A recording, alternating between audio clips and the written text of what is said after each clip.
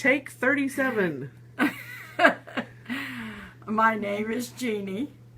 I'm going to be 75 next month. And my first memories are waking up one morning. My mother had come home from work or someplace, and a car followed her and pulled up behind her. She was nervous, so she ran in the house, and it was a busy neighborhood, so she wasn't that worried when somebody pulled up behind her. She went in, my dad was in bed, we were all in bed, and she was talking to him while she undressed. And she looked over and someone was peeking through the window. She screamed. My dad got up, who was an ex-football player. Out the door he went and tackled the guy. The guy hit the ground, turned back around, put the gun against my dad's chin and fired. And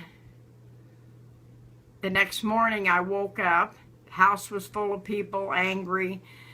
Everybody was arguing and fighting, and everybody was mad at my mom.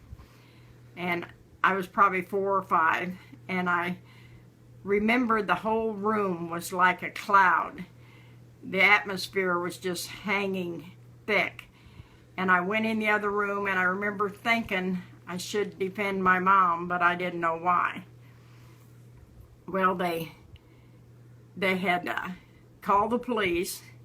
The policeman had covered my dad's face up because he was shot in the face. The guy figured he would die, so he covered him up. My dad took his good arm and uncovered himself and asked him to call an ambulance. And the neighbor man called an ambulance. They took him to the hospital. He was in the hospital 9 months.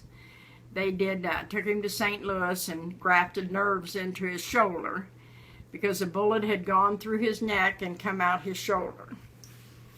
And that went on 45 years later. He got a big knot on his neck. And they took him into it probably even longer than that. Yeah, probably 45 years later.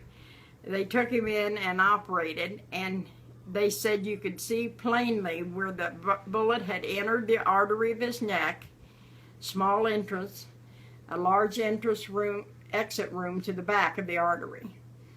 And the only thing they can figure is it was so close that the heat of the bullet cauterized the artery. And they wrote it up in some kind of journal or something. And he lived till he was 79 years old. He was my idol. He took care of us as much, if not more, than Mom did. He always took us to the dentist, the doctor, and I miss him to this day.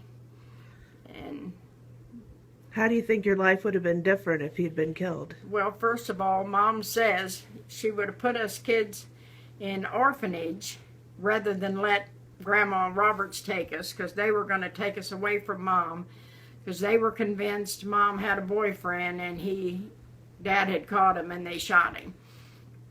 And if Dad hadn't lived, and my grandfather Skinner was a friend to Mayor Van Prater. And so they never put anything in the paper about it at all. And he went and got Mom out of jail because they arrested her because the Robertses thought she was involved in the shooting. So either Grandma and Grandpa would have wound up with us 3 kids. I've got a sister that's older than me and a sister that's younger. There's 2 years, 5 months, and 16 days between my oldest and youngest sister, and I'm in the middle. And I don't know, we're just a close family.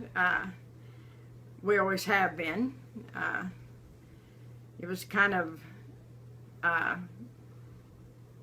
didn't have a lot of dealings with a lot of the relatives, which I regret. I now look forward to meeting cousins that I haven't known growing up, and some cousins that I did know growing up that I haven't seen in years I'd like to see.